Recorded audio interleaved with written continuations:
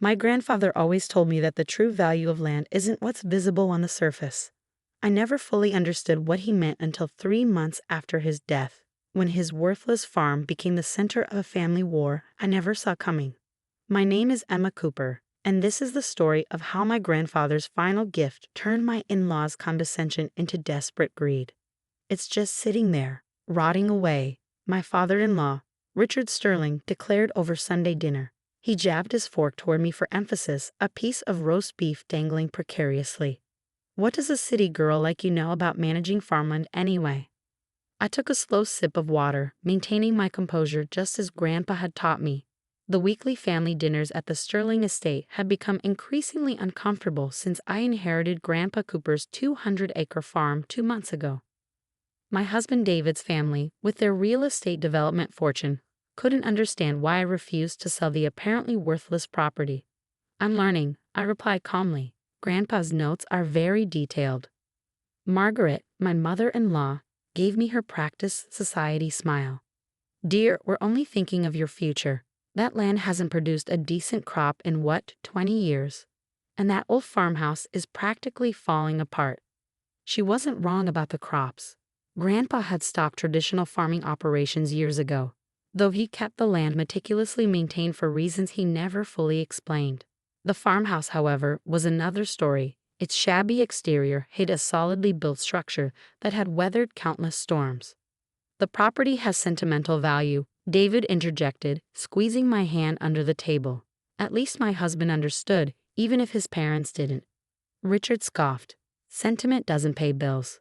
Look, Emma, I have developers who'd take that burden off your hands. Not for much, mind you. The land's practically worthless, but enough to maybe start a small business or something sensible.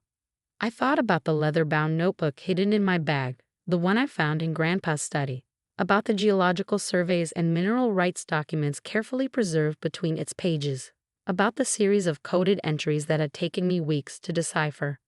I appreciate the offer, I said, but I think I'll hold onto it for now.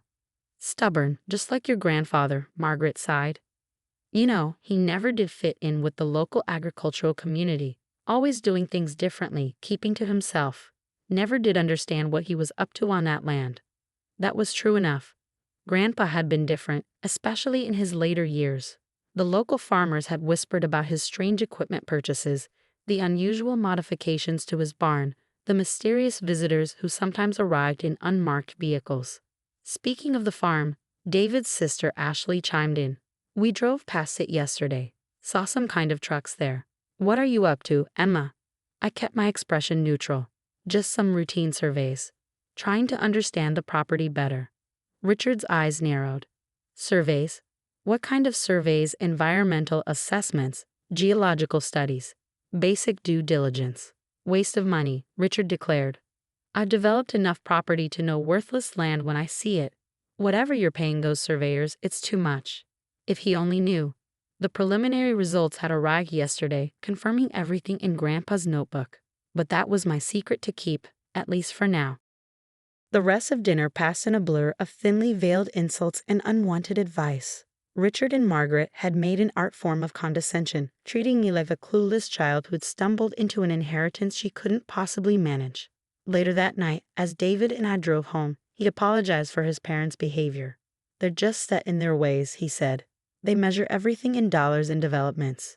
It's fine, I assured him. They'll understand soon enough. What do you mean? I hesitated. I hadn't even told David about what I'd discovered in Grandpa's notebook, about the real reason he'd maintained that worthless farm all these years. Just that, sometimes things aren't what they seem. The next morning, I drove out to the farm early. The survey team was already there, their equipment arranged around the old barn. Dr. Sarah Chin, the lead geologist, waved me over. Mrs. Cooper, you're going to want to see this. She led me to her mobile command center, a high-tech RV filled with monitors and scanning equipment. On the main screen, a 3D model of the property rotated slowly, showing layers of soil and rock, and something else. Your grandfather's records were spot on, Dr. Chen said, highlighting several areas on the display. The mineral deposits are exactly where he predicted. But that's not all we found. She pulled up another scan, this one focused on the area beneath the barn. My breath caught. Grandpa's notebook had hinted at this, but seeing it confirmed. Is that what I think it is? I asked. Dr. Chen nodded. A natural cavern system, extensively modified, and based on these readings, she pointed to several bright spots on the scan. Well, let's just say your grandfather wasn't just farming corn and soybeans. I thought about Richard's dismissive comments, about Margaret's condescending sympathy, about all the times they called the farm worthless, insisted I sell it for whatever I could get. My phone buzzed. A text from David. Dad's been asking questions about your surveys. Says he has connections who saw unusual equipment on the property. What's going on?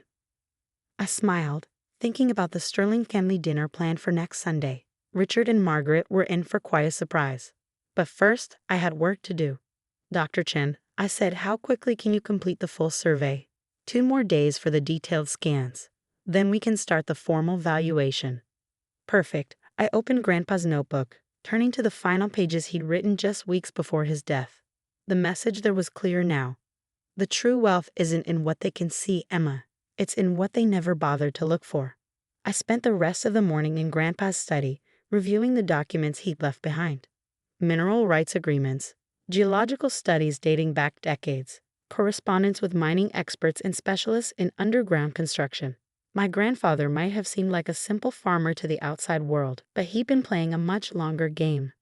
As I read through his careful notes, pieces of my childhood began to make new sense.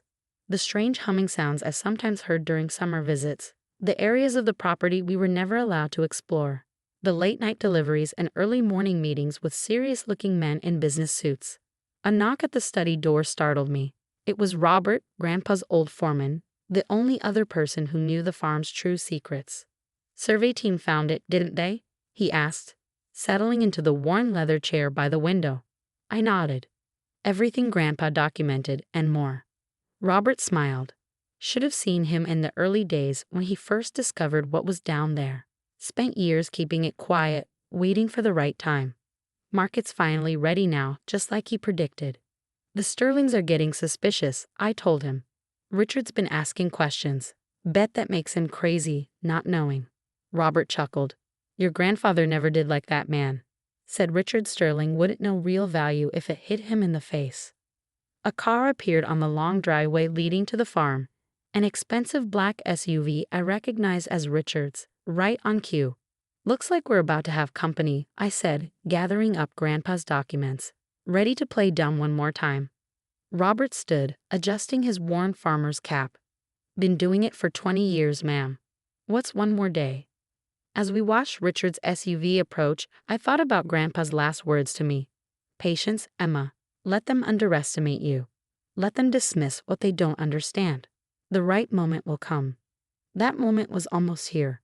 But first, I had a nosy father-in-law to deal with and a few more secrets to keep. Richard Sterling's SUV kicked up dust as it came to a stop in front of the farmhouse. I watched from Grandpa's study as he emerged, dressed inappropriately for a farm visit in his designer suit and Italian leather shoes.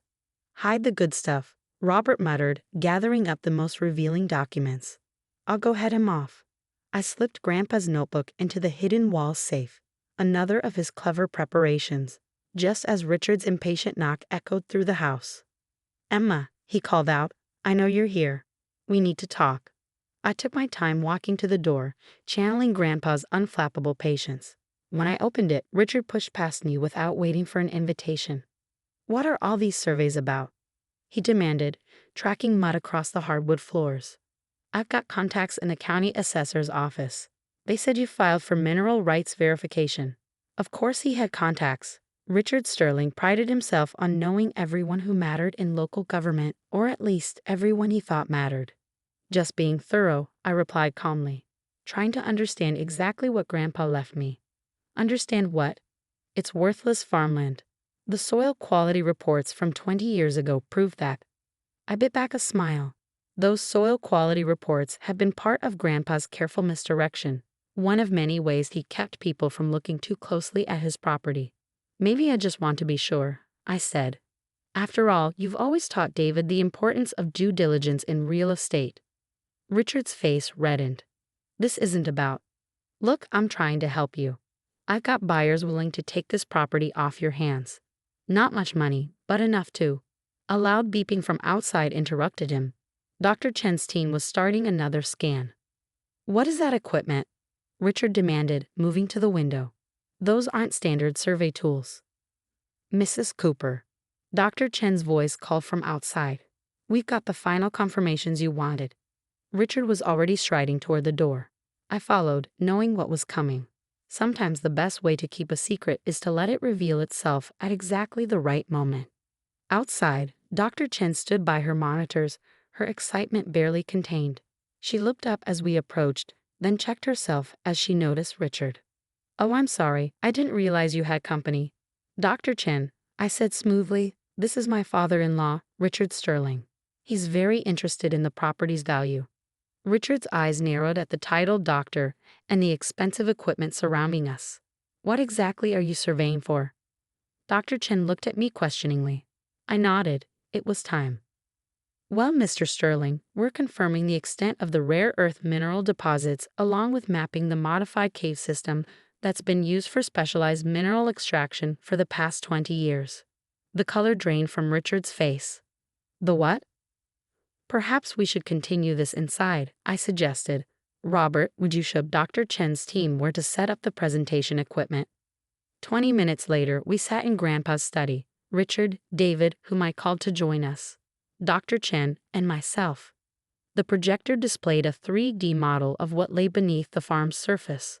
As you can see, Dr. Chen explained, highlighting various areas, the natural cave system has been expertly modified into a sophisticated mining operation.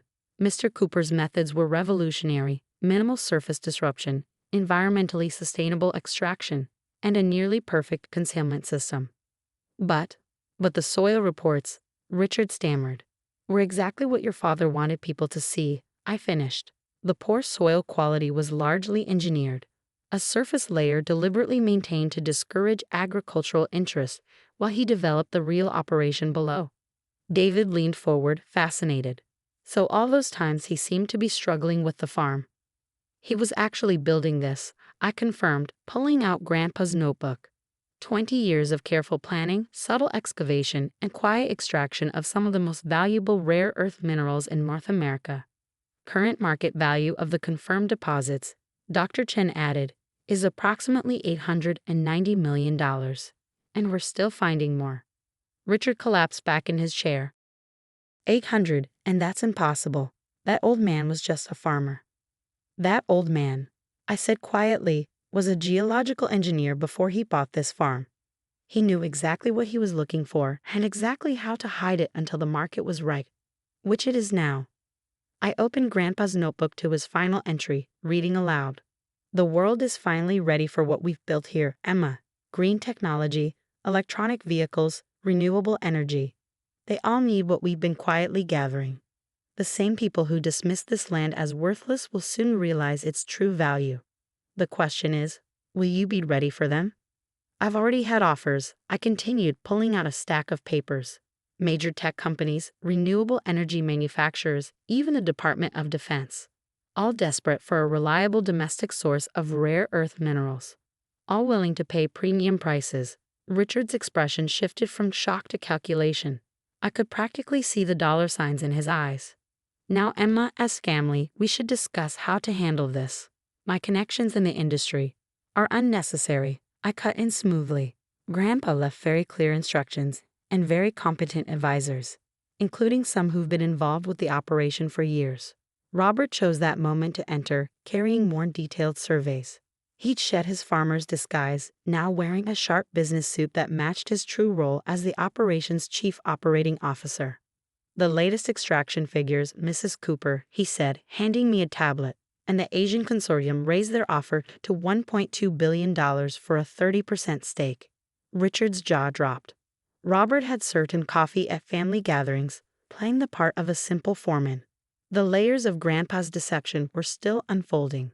Emma, Richard began, his voice taking on the wheedling tone I knew too well. Surely you'll need help managing something of this scale. The Sterling Group has extensive experience in real estate development, I finished, not in mineral rights or industrial operations. But thank you for the offer.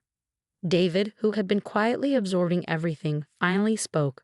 All those times my parents mocked your inheritance were exactly what Grandpa wanted. I smiled. He knew the Sterling's reputation for aggressive property acquisition. Knew they'd never look deeper if they thought the land was worthless. The next few hours were a blur of revelations. Dr. Chen's team presented their complete findings. Robert explained the intricacies of the operation Grandpa had built. And through it all, Richard alternated between disbelief and increasingly desperate attempts to insert himself into the business. By evening, the story had leaked to the local press. My phone was flooded with messages from the same people who dismissed Grandpa as a failed farmer. Margaret called 7 times, each voicemail more sweetly apologetic than the last. 1 week later, I sat in the main operations center, built deep within the cave system.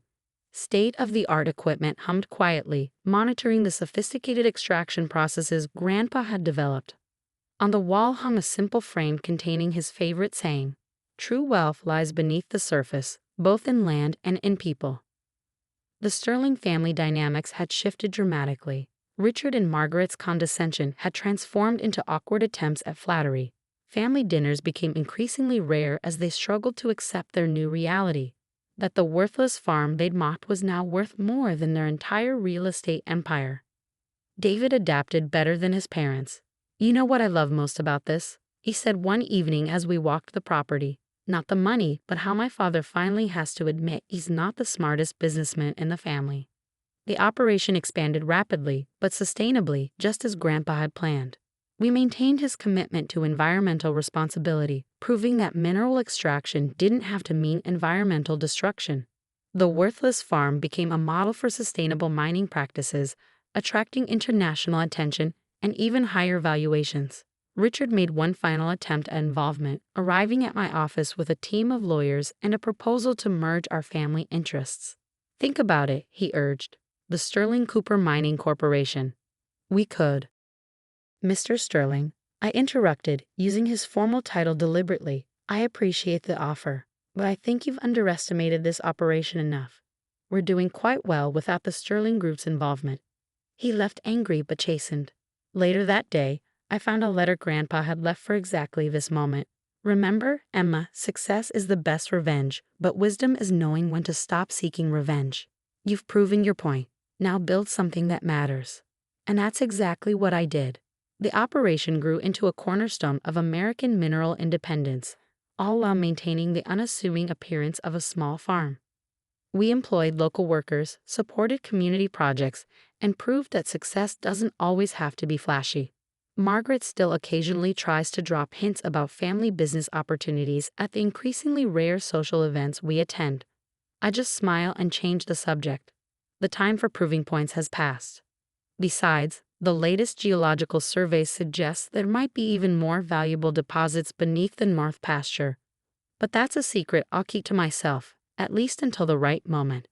After all, as Grandpa always said, timing is everything. Sometimes the best response to those who underestimate you isn't to prove them wrong immediately, but to let them discover their mistakes slowly, thoroughly, and irrevocably.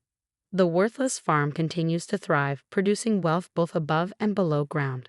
And every time I see Richard's expensive SUV drive slowly past the property, I think about Grandpa's last laugh.